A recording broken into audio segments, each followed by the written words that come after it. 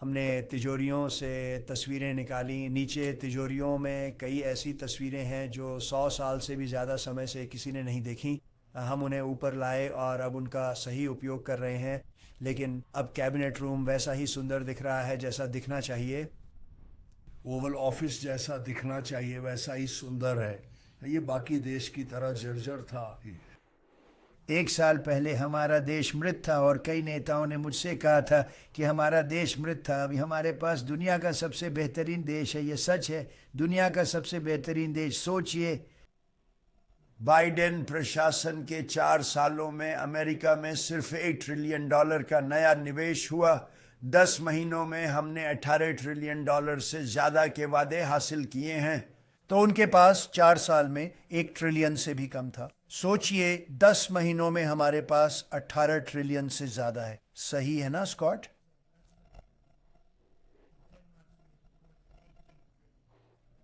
साल के अंत तक और बढ़ेगा सर।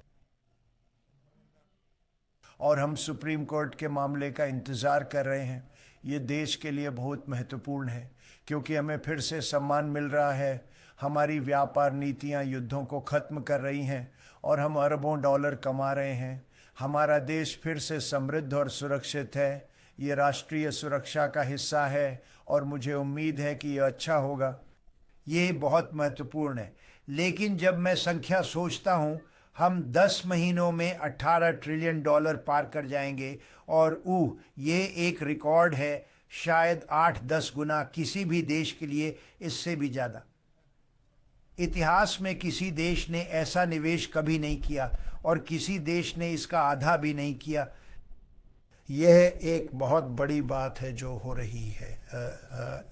दुनिया भर से कंपनियां आ रही हैं, मेक्सिको, कनाडा, यूरोप, चीन, जापान जैसे कई देशों से।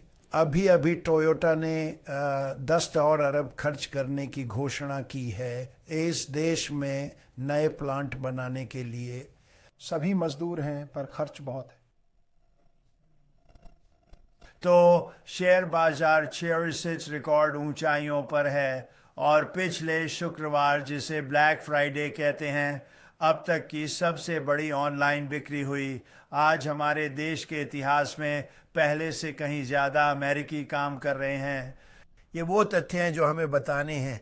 और डेमोक्रेट किफ़ायतीपन की जो झूठी बात करते हैं, वे बस शब्द कहते हैं जिसका किसी के लिए कोई मतलब नहीं। बोल दो, सामर्थ्य। मुझे इतिहास की सबसे ख़राब महंगाई मिली। कोई कुछ खरीद नहीं सकता था, कीमतें बहुत ज़्यादा थीं। याद है, हमने अंडे संभाले थे। मैडम सेक्रेटरी, आपने उस पर बहुत अच्छा काम किया। कृषि डन ब्रुक ना, शायद अंडे पहले से 4-5 गुना महंगे थे। उन्होंने कहा व्हाइट हाउस में ईस्टर के लिए अंडे मत मंगाओ, पर हमने मंगाए और कीमतें पहले से भी बहुत कम कर दी। लेकिन किफ़ायती शब्द डेमोक्रेट्स का एक धोखा है। वे कहते हैं किफ़ायत। मैंने परसों देखा एक कम अक्ल कांग्रेसी महिला सामर्थ्य सामर्थ्य सामर्थ्य की बात कर रही थी। उसे पता ही नहीं था कि कीमतें कहीं ज़्यादा थीं। पेट्रोल अब लगभग $2.50 प्रति गैलन था। मुझे लगता है ये $2 प्रति गैलन हो जाएगा। ये उससे भी कम हो सकता है। मैं इसे करना पसंद करूंगा, लेकिन और हम इसे और आसानी से कर सकते थे अगर हम रणनीतिक राष्ट्रीय भंडार नहीं बना रहे होते, जिसे बाइडेन ने चुनाव से पहले खाली कर दिया था ताकि वह चुने जाने की कोशिश कर सके। मेरा मतलब है कि उसने इसे शुरू किया था, फिर उसे दौड़ से बाहर कर दिया गया और उसने पदभार संभाला और इसे जारी रखा। और उन्होंने ये रणनीतिक राष्ट्रीय भंडार खाली कर दिए जो असल में किसी और चीज़ के लिए है। वे लोगों को पेट्रोल की कीमतों से खुश रखने के लिए नहीं है, वे युद्ध के लिए हैं, बड़ी समस्याओं के लिए। उसने इसे खाली कर दिया और फिर उसने चुनाव जीतने की कोशिश के दौरान इसे जारी रखा। यह उसके लिए अच्छा नहीं रहा और उन्होंने इसे लगभग इतिहास के सबसे निचले स्तर पर ला दिया, मेरा मानना है। इसका ज़्यादा असर नहीं हुआ क्योंकि कीमतें बहुत ज़्यादा थीं। लेकिन अब हमारी ऊर्जा के, खासकर पेट्रोल के दाम बहुत कम हैं। बिजली सस्ती हो रही है और जब वो सस्ती होती है तो सब कुछ सस्ता हो जाता है। लेकिन किफ़ायती शब्द एक डेमोक्रेट घोटाला है। वे ये कहते हैं और फिर अगले विषय पर चले जाते हैं, और हर कोई सोचता है ओह उनके दाम कम थे। नहीं, हमारे देश के इतिहास में सबसे बुरी महंगाई उन्हीं के समय थी। अब कुछ लोग मुझे सही करेंगे क्योंकि उन्हें हमेशा मुझे सही करना पसंद है, भले ही मैं हर बात में सही होता हूँ, लेकिन कुछ लोग मुझे सही करना पसंद करते हैं और वे कहते हैं 48 साल। मैं कहता हूं 48 साल नहीं, कहीं ज्यादा है, लेकिन वे कहते हैं कि 48 सालों में ये सबसे बुरी महंगाई है। मैं हमेशा कहता हूँ, पर 48 साल हो या हमेशा, ये बहुत बुरा है। हमने अब तक की सबसे बुरी महंगाई देखी। पिछले जनवरी से हमने महंगाई को रोका है और अभी भी बहुत कुछ करना है। काम तो हमेशा रहता है, पर हमने इसे काफ़ी बेहतर कर लिया है। ये थोड़ा और नीचे जाएगा। थोड़ी सी मुद्रास्फीति होनी चाहिए, नहीं तो वह भी अच्छा नहीं है, तब अपस्फीति होती है और अपस्फीति मुद्रास्फीति से भी बदतर हो सकती है। पर हमने इसे लगभग, हम जल्द ही एक सही स्तर पर होंगे, पर हमें सबसे बुरी मुद्रास्फीति विरासत में मिली थी। लेकिन अब 20 राज्य ऐसे हैं जहां पेट्रोल 275 से कम में बिक रहा है। ज़रा सोचिए, 275, और स्लीपी जो के समय ये $5 था। किराने के दाम कम हुए हैं। इस साल थैंक्स गिविंग टर्की 33% सस्ता हुआ है। यह बाइडेन प्रशासन के मुकाबले 33% कम था। अंडों के दाम 36% तक बहुत कम हुए हैं। धन्यवाद। गिरवी दरें फेड के अक्षम अध्यक्ष के बावजूद एक असली बेवकूफ़ जिसे दरें कम करनी चाहिए। मैंने देखा कि जेमी डिमोन ने भी दरें कम करने को कहा। मैंने जेमी डिमोन को ऐसा कहते कभी नहीं देखा। मुझे हैरानी है उसने ऐसा क्यों कहा, लेकिन उसने ये कहा क्योंकि वह सही है। हमारे पास एक ज़िद्दी आदमी है जिसे शायद आपका राष्ट्रपति पसंद नहीं, लेकिन वे नीचे आने वाले हैं। हम अगले साल की शुरुआत में फेड के नए अध्यक्ष की घोषणा करेंगे। मैंने स्कॉट से बात की, उसे नौकरी नहीं चाहिए। आपको सबसे बढ़िया काम मिला। जी सर, है ना? उन्होंने कहा नहीं, मैं चेयरमैन और ट्रेजरी में ही रहना चाहता हूं, और मुझे लगता है हम बहुत अच्छा कर रहे हैं, है ना? हम बहुत अच्छा कर रहे हैं सर, ये एक शानदार टीम है। हाँ, ये अद्भुत है। दवाओं की कीमतें कम करने के मेरे कार्यकारी आदेश के तहत, जो मुझे लगता है कि हमने अब तक का सबसे बड़ा काम किया है, जिसके बारे में कोई नहीं लिखता क्योंकि आप फेक न्यूज़ हैं, मैंने बॉबी, ऑज और इस पर काम करने वाले सभी लोगों के साथ अभूतपूर्व सौदे किए हैं। बहुत से लोग जिनके बारे में आप सोच भी नहीं सकते कि वे इस पर काम करते हैं, लेकिन वे करते हैं। दवाओं की कीमतें 200%, 300%, 400%, 500%, 600%, 700%, 800% तक कम करने के लिए। किसी ने पहले कभी इसके बारे में नहीं सुना था, क्योंकि मैंने पसंदीदा राष्ट्रों की नीति शुरू की थी और किसी भी राष्ट्र ने इसे करने पर सहमति नहीं जताई थी। और फिर मैंने राष्ट्रों से कहा, अगर आप इसे नहीं करेंगे तो मैं आप पर 100% टैरिफ लगाऊंगा, जो कि हम जितनी बात कर रहे हैं उससे कहीं ज़्यादा पैसा है। और उन्होंने कहा, सर हम इसे करना पसंद करेंगे, कृपया हमें ये करके खुशी होगी। और वे इस पूरी बात के लिए सहमत हो गए। किसी ने नहीं सोचा था कि आप ऐसा कर सकते हैं, क्योंकि उन्हें लगा आप दवा कंपनियों को मना नहीं सकते। तो हम भुगतान कर रहे हैं, उदाहरण के लिए उस मोटापा दवा के लिए, मोटे लोगों के लिए। टेबल पर इस्तेमाल मत पूछो। लेकिन कुछ लोगों के लिए वो दवा $135 की थी, कुछ देशों के लिए 1300, न्यूयॉर्क में 1300। तो न्यूयॉर्क में ये $1300 थी और लंदन में $135। मेरे एक दोस्त ने मुझे फ़ोन किया, उसने कहा ये क्या है, ऐसा क्यों? उसे $300 चुकाने की आदत हो गई थी। अब हमने इससे कितना कम कर दिया है बॉबी? वह तो स्पीसा या कुछ, हमने इसे बहुत कम कर दिया है ना? हाँ, करीब 125-150। हाँ, सोचो। तो हमने इसे $300 से कम करके 125 से 140 तक कर दिया, अलग अलग देशों के हिसाब से। यानी हम दुनिया में सबसे कम कीमत चुका रहे हैं। लोग कहते थे तुम ऐसा कभी नहीं कर सकते क्योंकि देशों को सहमत नहीं करा सकते। मैंने किया, हर देश मान गया, क्योंकि मैंने कहा अगर आप नहीं मानेंगे तो मैं आप पर शुल्क लगाऊंगा। और जैसे ही मैंने ये कहा वे मान गए। फिर हमें दवा कंपनियों के साथ थोड़ा सख्त होना पड़ा, लेकिन वे भी मान गए। बड़ी समस्या देश थे, वे नहीं मान रहे थे पर मान गए।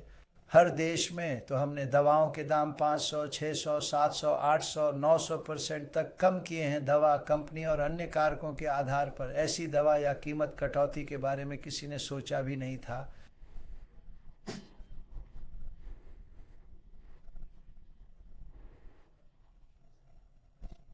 और मैंने बताया था कि पहले कार्यकाल में मैंने ड्रग्स कम किए, मुझे गर्व था। 30 सालों में पहली बार दवाओं की कीमतें कम हुई। ये 1% का 1/4 था। मुझे खुद पर इतना गर्व था कि मैंने कहा 38 सालों में पहली बार किसी राष्ट्रपति के कार्यकाल में 1 साल के दौरान दवाओं की कीमतें गिरी। 1 साल में 1% का 1/4।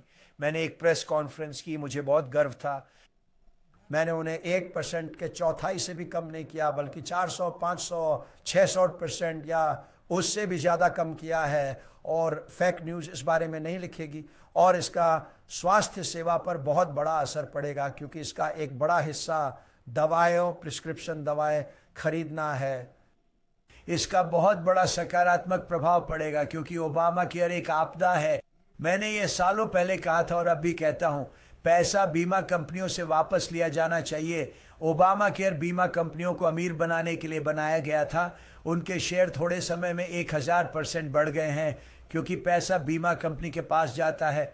मैं चाहता हूं कि पैसा लोगों के पास जाए, सारा पैसा लोगों को मिले और लोग अपनी स्वास्थ्य सेवा खुद खरीदें। और मैं टीवी पर देखता हूं कि लोग अब विज्ञापन कर रहे हैं, हम आपको स्वास्थ्य सेवा खरीदने में मदद करेंगे। ये एक उद्योग जैसा बन रहा है मेरी बात की वजह से।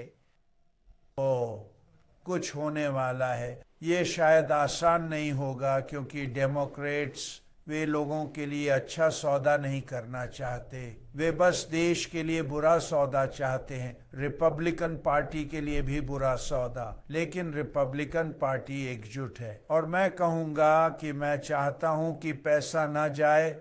खरबों डॉलर दवा कंपनियों को मिलते हैं और फिर भी आपकी स्वास्थ्य सेवा घटिया है।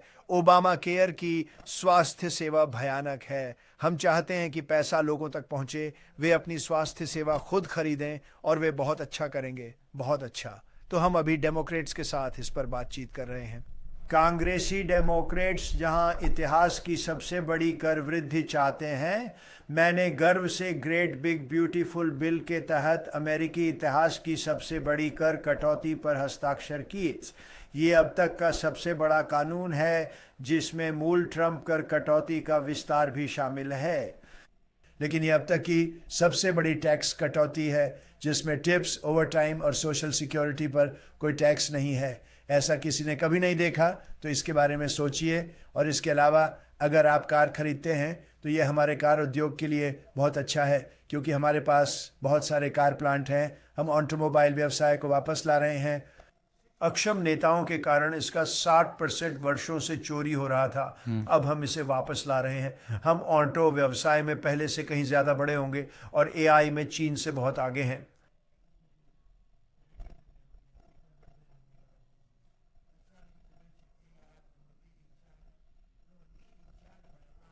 अगर हम होशियार रहे तो वे हमें पकड़ नहीं पाएंगे, उन्हें यह पता है। उन्होंने बताया अगले साल सबसे बड़ा टैक्स रिफंड सीजन होगा और हम टैरिफ से रिफंड देंगे, क्योंकि हमने खरबों डॉलर कमाए हैं और लोगों को कर्ज घटाने के साथ एक अच्छा लाभांश मिलेगा।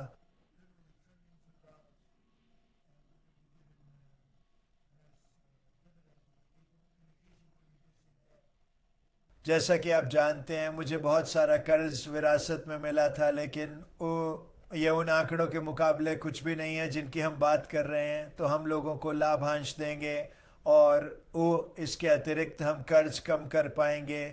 अगले 2-3-4 सालों में ये संख्याएं बढ़ेंगी। मेरा मानना है कि जल्द ही आपको आयकर चुकाना भी नहीं पड़ेगा, क्योंकि हम इतना पैसा कमाएंगे कि आयकर की ज़रूरत ही नहीं होगी।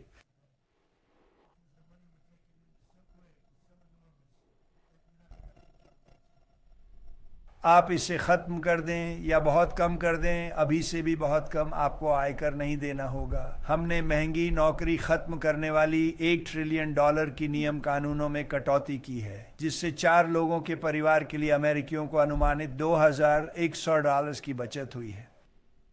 बाइडेन प्रशासन ठीक उलटा था, बल्कि 4 गुना। उन्होंने $6,000 बढ़ा दिए, हमने $2,100 कम किए। ज़रा सोचिए, ऊर्जा, बिजली और उपयोगिता की कीमतें कम करने के लिए। मैंने ग्रीन न्यू स्कैम ख़त्म किया। वे इसे ग्रीन न्यू स्कैम कहते हैं, हमारे देश के इतिहास के सबसे बड़े घोटालों में से एक। उन्होंने ग्लोबल वार्मिंग और ऐसी बकवास की बात की, और उन्होंने इस देश के साथ क्या किया है, 5 करोड़ लोगों को आने देकर, जिनमें से कई अपराधी हैं, 11,128 हत्यारे हैं। हमें उन्हें बाहर निकालना होगा और हम ये कर रहे हैं। मुझे लगता है कि हमारे कानून प्रवर्तन समूह जो काम कर रहे हैं, क्रिस्टी, तुम, टॉम और सभी, वह अद्भुत है। आप जो कर रहे हैं वह कमाल है। मैंने उस पागलपन भरे इलेक्ट्रिक वाहन के आदेश को ख़त्म कर दिया, और देखिए, इलेक्ट्रिक कार बनाने वाले कुछ लोग इससे खुश नहीं थे, लेकिन हमें ऐसा करना होगा क्योंकि आपके पास विकल्प होना चाहिए कि वह पेट्रोल से चलने वाली कार हो, और हमारे पास इतना पेट्रोल है। आपको पता है चीन के पास पेट्रोल नहीं है। हम करते हैं, और चाहे वह हाइब्रिड हो जो वास्तव में बहुत अच्छा काम कर रहे हैं, इलेक्ट्रिक और पेट्रोल का संयोजन। लेकिन आपको पता है 2030 तक सबको इलेक्ट्रिक कार रखनी थी बाइडेन की मूर्खता के तहत, और हर कोई ऐसा नहीं करना चाहता। मुझे इलेक्ट्रिक कारें पसंद हैं, मुझे हर गाड़ी पसंद है। सब अच्छे हैं, सबके अपने कारण हैं, लेकिन आप अपनी पसंद की चीज़ें खरीद सकें। मैंने ऐतिहासिक टैरिफ लगाए, जिनसे अब इतना पैसा आ रहा है कि ऐसा पहले कभी नहीं देखा गया। और जो देश हमें लूट रहे थे, सहयोगी भी सालों से, मैं नाम नहीं लूँगा, जापान का जिक्र नहीं करूँगा। मैं किसी का नाम नहीं लूँगा। लेकिन वे हमें बेतहाशा लूट रहे थे और आपके देश का गलत फ़ायदा उठा रहे थे। लेकिन अब हम खूब पैसा कमा रहे हैं क्योंकि टैरिफ आ रहे हैं। ये बाकी सबसे बढ़कर राष्ट्रीय सुरक्षा है। राष्ट्रीय सुरक्षा, हमने दुनिया के इतिहास के सबसे बुरे सीमा संकट को भी तेजी से बदल दिया है। मेरा मानना है कि इतिहास में हमारी सबसे खराब सीमा थी। मुझे परवाह नहीं कि वह चौथा विश्व देश था। अगर हम तीसरे विश्व के देश को अंदर आने देंगे तो चौथे विश्व के देशों को भी आने देंगे। कोई बात नहीं, हमारी सीमा से बुरी कोई सीमा नहीं थी। हमने बिना जांच पड़ताल के किसी को भी अंदर आने दिया। तो हमने दुनिया के सबसे बुरे सीमा संकट को तेजी से अपने देश के इतिहास की सबसे मजबूत सीमा में बदल दिया है, शायद दुनिया की भी, क्योंकि अब कोई अंदर नहीं आ रहा। और मैं अपने लोगों का धन्यवाद करना चाहता हूँ। सीमा गश्ती दल कमाल का है, आईसी, और मैं सेना को मदद के लिए धन्यवाद देना चाहता हूं क्योंकि वे उनके ठीक पीछे खड़े हैं। वह कई महीनों तक बहुत बुरा था और अब ऐसा नहीं है। अब वे आते भी नहीं। कोई नहीं आता, इसी ये आसान काम है। मैंने आपका काम आसान कर दिया है क्योंकि वे जानते हैं कि वे पार नहीं कर पाएंगे। हम लोगों को लेते हैं पर उन्हें कानूनी तौर पर आना होगा। लगातार 6 महीनों से एक भी अवैध विदेशी को अमेरिका में प्रवेश नहीं मिला है। क्या आप मानते हैं? 0। हर साल लाखों लोग आते हैं, लाखों। 6 महीने से हमारे पास 0 है, और ये कट्टर वामपंथी लोग देते हैं जो आंकड़े निकालते हैं। मेरा मतलब है वे मुझ पर कोई एहसान नहीं कर रहे, वे ईमानदार हैं। हमारे पास नहीं है, हमारे पास नहीं है। हमारे शुद्ध आंकड़े अविश्वसनीय हैं। लेकिन पिछले 6 महीनों में अमेरिका मेक्सिको सीमा पर अवैध घुसपैठ रिकॉर्ड निचले स्तर पर आ गई है। अब तक का सबसे बड़ा, और अब कोई इसकी बात नहीं करता। आप जानते हैं ये पागलपन है। वे इस बारे में बात नहीं करते। आपको लगता है कि वे कहेंगे ट्रंप ने सीमा पर बहुत अच्छा काम किया है, ये देश सीमा से तबाह हो रहा है, लेकिन वे हमेशा कुछ नया ढूंढते हैं, जैसे क्या वह स्वस्थ है। बाइडेन अच्छे थे पर ट्रंप ठीक है। मैं यहीं बैठकर खबरें करता हूं, दिन में 4 प्रेस कॉन्फ्रेंस। आप जैसे बुद्धिमान पागलों से सवाल पूछता हूं और मैं हमेशा सही जवाब देता हूं। कोई घोटाला या समस्या नहीं होती, मैं आपकी छोटी समस्याओं का हल देता हूं। आप कुछ नहीं ढूंढ पाते, पर बाइडेन के शानदार स्वास्थ्य की कहानियां बनाते हैं। वह 8 महीने तक प्रेस कॉन्फ्रेंस नहीं कर सका। अगर मैं एक दिन भी प्रेस कॉन्फ्रेंस ना करूं तो राष्ट्रपति में कुछ गड़बड़ है। तुम लोग पागल हो। जब कुछ गलत होगा मैं बता दूंगा, कभी ना कभी तो होगा, हम सबके साथ होगा। लेकिन अभी मुझे लगता है कि मैं 25 साल पहले से ज़्यादा तेज़ हूँ, पर कौन जानता है। वैसे मैंने अपना मेडिकल करवाया, सब कुछ बढ़िया था, लेकिन उन्होंने मुझसे कहा क्या आप दिमागी टेस्ट देना चाहेंगे। मैंने कहा क्या ये मुश्किल है। तथा सत्ता। उन्होंने हाँ कहा। मैंने कहा मैं बहुत होशियार हूँ, किस आखिरी राष्ट्रपति ने एक लिया था। कोई भी राष्ट्रपति कभी इसके लिए तैयार नहीं हुआ, क्योंकि बीच के सवाल जैसे 10, 11, 12, 28, 30 और मुश्किल होते जाते हैं। और उन्होंने पूछा कि क्या आप इसे करना चाहेंगे। मैंने कहा इसे करने का कोई मतलब नहीं। किसी ने ऐसा नहीं किया, शायद मैं करूं पर कोई वजह नहीं। उन्होंने कहा सर ये वॉल्टर रीड सैन्य अस्पताल है, इसका मतलब है कि बातें खुली हैं, ये निजी नहीं है जहां ख़राब करने पर आपको पता चल जाएगा।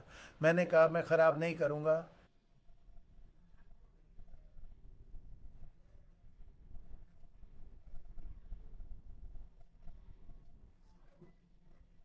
मैं समझदार हूं, मूर्ख नहीं। डॉक्टर भी बताएंगे मैंने सब सही किया है ना सूजी।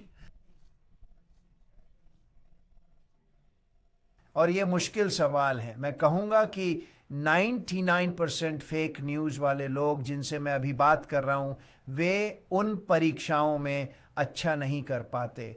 पर मैंने ही वो परीक्षा दी, मैंने हर एक सवाल सही किया। और फिर मैंने न्यूयॉर्क टाइम्स में पढ़ा क्या ट्रंप तेज़ हैं। या ट्रंप तो तेज़ हैं पर वे नहीं हैं, इसीलिए न्यूयॉर्क टाइम्स का धंधा बंद हो रहा है। सुना है वे इतना पैसा गंवा रहे हैं कि यह बेतुका है, वे सब ढोंगी हैं। लेकिन हमें कभी ऐसी दूसरी बात नहीं होने देनी चाहिए जैसी हमारे साथ नकली चुनाव में हुई, धांधली वाले चुनाव में, जहां जो बाइडेन जैसा आदमी राष्ट्रपति बन गया क्योंकि वह आदमी घोर अक्षम था। वह 30 साल पहले भी अक्षम था, पर पिछले कुछ सालों में तो और भी ज़्यादा, जिससे देश बड़े खतरे में पड़ गया। लगातार 6 महीनों तक अमेरिका मेक्सिको सीमा पर अवैध घुसपैठ शून्य रही है, जो अब तक का सबसे निचला स्तर है। जरा सोचिए। हमारे देश को अकूत लाभ हुआ है। अमेरिका फिर से मजबूत और सम्मानित है। विश्व में हमारा बहुत आदर है। मैं नाटो गया था जहां वे मुझे यूरोप का राष्ट्रपति कह रहे थे। हम बहुत अच्छा कर रहे हैं, हमारा बहुत सम्मान है। जैसा कि आप जानते हैं रूस और यूक्रेन के साथ एक युद्ध की समस्या है, जिसे हमारे लोग अब सुलझाने की कोशिश कर रहे हैं। अब हम युद्ध में पैसे से शामिल नहीं हैं। बाइडेन ने 350 अरब डॉलर ऐसे दे दिए जैसे कैंडी। ये बहुत बड़ी रकम है, और ज़्यादातर नकद, काफ़ी उपकरण में। मैं कुछ भी मुफ्त नहीं देता। हम नाटो को उपकरण बेचते हैं, यूरोपीय देश पूरा दाम चुकाते हैं, फिर वे इसे यूक्रेन ले जाते हैं या जो भी करें, पर हम इसे सुलझाने की कोशिश में हैं। मैंने 8 युद्ध सुलझाए हैं। ये 9वां होगा। हमारे लोग रूस में इसे सुलझाने गए हैं। ये आसान नहीं, बड़ी गड़बड़ है। मैं राष्ट्रपति होता तो ये युद्ध कभी नहीं होता।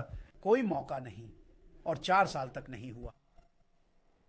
हमने रक्षा विभाग का नाम बदलकर युद्ध विभाग कर दिया है, और मुझे लगा था कि यह विवादास्पद होगा। और सच कहूं तो मुझे एक भी ऐसा व्यक्ति नहीं मिला जिसे यह नापसंद हो। सोचिए, हमने पहला और दूसरा विश्व युद्ध जीता, उसके बीच का सब कुछ और उससे पहले का भी। और फिर हमने कहा नाम बदलते हैं, तो हमने इसे वापस युद्ध विभाग कर दिया, और पीठ बहुत अच्छा काम कर रहा है। हमने 8 युद्ध खत्म किए। जरा सोचिए, 8 युद्ध, पर एक और करेंगे, उम्मीद है। मुझे उम्मीद है हर बार जब मैं युद्ध खत्म करता हूं तो वे कहते हैं अगर ट्रंप युद्ध खत्म करें तो उन्हें नोबेल मिलेगा, या अगर मैं वह युद्ध खत्म करता हूं।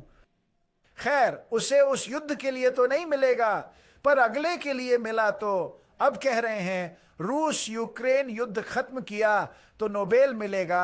बाकी 8 युद्धों का क्या? भारत, पाकिस्तान। मैंने जितने युद्ध खत्म किए उनका सोचो। मुझे हर युद्ध के लिए नोबेल मिलना चाहिए, पर मैं लालची नहीं बनना चाहता। असल में नोबेल विजेता महिला ने कहा ट्रंप नोबेल के हकदार हैं। ये उनकी अच्छी बात थी। मैं इसकी सराहना करता हूँ, ये सच है, पर मुझे उसकी परवाह नहीं, मुझे मौत की परवाह है। मुझे उन सभी लोगों की चिंता है जो मर रहे हैं, और पिछले महीने 27,000 युवा मारे गए, ज़्यादातर युवा, ज़्यादातर सैनिक कीव और अन्य जगहों पर मिसाइल हमलों के बावजूद। लेकिन ज़रा सोचिए, ज़्यादातर युवा। इस पिछले महीने रूस और यूक्रेन के बीच 27,000 लोग मारे गए, कितनी शर्म की बात है। तो हम अपने शहरों और कस्बों में कानून व्यवस्था बहाल कर रहे हैं। जो हुआ है उसे देखते हुए मैं नेशनल गार्ड के उन 2 अद्भुत लोगों को अपनी गहरी श्रद्धांजलि देना चाहता हूँ। वे वेस्ट वर्जीनिया से थे। मैंने उनके माता पिता से बात की। सारा नहीं रही, वह गुजर गई। वह अब हमें ऊपर से देख रही है, और वह अपने माता पिता से बहुत प्यार करती थी, और वे भी उससे। वे किसी ने पूछा वे कैसे हैं, मैंने कहा वे पूरी तरह टूट चुके हैं। वे कैसे जिएंगे, वे टूट चुके हैं, जीवन भर तबाह रहेंगे। वह अद्भुत सम्मानित थी, क्लास में अव्वल। वह एक आदर्श इंसान थी, 20 साल की, अभी शुरुआत की थी। वह बच्ची जैसी थी, उसे बहुत गर्व था, उसे प्रमोशन मिल रहा था। उसने माता पिता को बताया, वे उस पर बहुत गर्व कर रहे थे। और फिर उन्हें फ़ोन आया कि यह सब हो गया। और एक नौजवान अपनी जिंदगी के लिए लड़ रहा है, वह बहुत हिम्मत से लड़ रहा है। मुझे लगता है वे शायद किसी से भी बेहतर कर रहा है। उन्होंने कहा था कि उसके बचने की कोई उम्मीद नहीं थी। मैं आपको बताऊं, उसकी माँ ने कहा कि वह जिएगा। मैंने उसकी माँ से बात की, सर वह जिएगा। मैंने उससे इस भयानक घटना के तुरंत बाद बात की जो इस कमीने के साथ हुई थी, जो हमारे देश में घुस आया था। मैंने उसकी माँ से बात की, सर वह ठीक हो जाएगा। मैं कह रहा हूँ किसी डॉक्टर या किसी ने भी ऐसा नहीं सोचा था। उसे गंभीर चोटें लगी थीं, पर उसकी सकारात्मकता अविश्वसनीय थी। और शायद यह शायद सही, वाह ये कमाल होगा। अगर वह बचता है तो ये अद्भुत होगा, असल में एक चमत्कार। लेकिन हमें उन 2 लोगों पर बहुत गर्व है। हमें नेशनल गार्ड पर बहुत गर्व है। हमें अपनी सेना, पुलिस और अग्निशमन कर्मियों पर बहुत गर्व है। अगर आप 1-1.5 साल पहले जाकर देखें तो मुझे लगता है कि 5 नवंबर चुनाव के दिन सब कुछ बदल जाएगा। लेकिन उससे पहले आप लोगों को सेना में शामिल नहीं करवा सकते थे, पीठ है ना। वे सेना से कोई लेना देना नहीं चाहते थे। वे पुलिस या अग्निशमन में शामिल नहीं होना चाहते थे। वे किसी भी चीज़ से कोई लेना देना नहीं चाहते थे। उनमें जोश नहीं था, देश में भी कुछ नहीं। और अब तक की सबसे बड़ी भर्ती हुई है। हमें शानदार लोग मिल रहे हैं, और मैं कहूँगा कि हाल की घटनाओं के बावजूद वॉशिंगटन डीसी अब बहुत सुरक्षित है।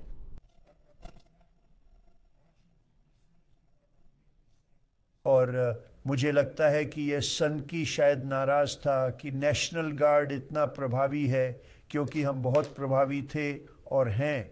और वॉशिंगटन डीसी अब एक बहुत सुरक्षित शहर माना जाता है। 1 साल पहले अपराध के आंकड़े इतने खराब थे कि देश की राजधानी के लिए ये शर्मनाक था। और अब वॉशिंगटन में, मेरा मतलब है, कोई हत्या नहीं, ऐसा कुछ नहीं। यहाँ जो हुआ वो एक चमत्कार ही था। अब हम मेम्फिस में हैं, जल्द ही न्यू ऑर्लियंस जाएंगे। गवर्नर ने मुझे बुलाया था, वह चाहते हैं कि हम वहाँ जाएं। राज्यपाल लैंड्री शानदार व्यक्ति, महान राज्यपाल, उन्होंने न्यू ऑर्लियंस में मदद मांगी है और हम कुछ हफ्तों में वहाँ जाएंगे। और हम सच में काम कर रहे हैं। शिकागो भी थोड़ा कमज़ोर है क्योंकि हमारी वहाँ छोटी सी टुकड़ी है। हम इसे 4-5 हफ्तों में ख़त्म कर सकते थे, इसे लगभग ख़त्म कर सकते थे। लेकिन हमारा राज्यपाल घोर अक्षम है, और मियाँ महापौर तो उससे भी ज़्यादा अक्षम है। वह बहुत कम बुद्धि वाला व्यक्ति है। कम आईक्यू वाले अच्छे मेयर नहीं होते। मैं अपने उच्च आईक्यू कैबिनेट सदस्यों का धन्यवाद करता हूँ। एक हाँ, सामान्यतः सबसे पागल। जोड़े की थोड़ी चिंता है। नहीं, पर मैं धन्यवाद देना चाहता हूँ हमारी कैबिनेट शानदार है, अद्भुत लोग हैं, वे सब आप जानते हैं सितारे बन गए हैं। हमें अच्छी कैबिनेट का श्रेय मिल रहा है। मैं सभी को शानदार छुट्टियों की शुभकामनाएं देना चाहता हूं। हमने व्हाइट हाउस के साथ बहुत अच्छा काम किया है, उसे वापस लाया है। आपने देखा पाम कोर्ट जिसे फिर से बनाया गया था, लिंकन बेडरूम को फिर से सजाया गया, लिंकन बाथरूम अब शानदार है जैसा होना चाहिए था। भयानक हरी टाइलें थीं जो कभी सही नहीं थी।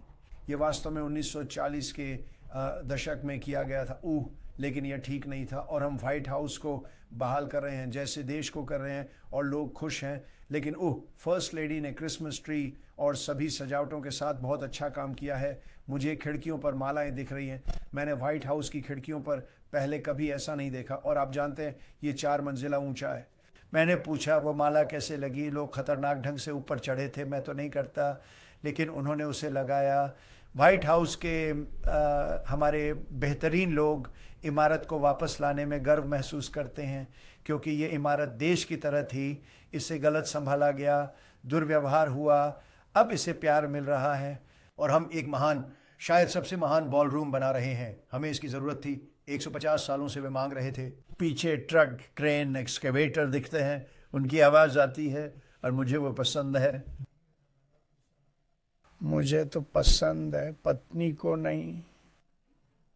उसे दिन रात पाइल ड्राइवर सुनाई देते हैं, रात 12 बजे तक दिन रात पाइल ड्राइवर।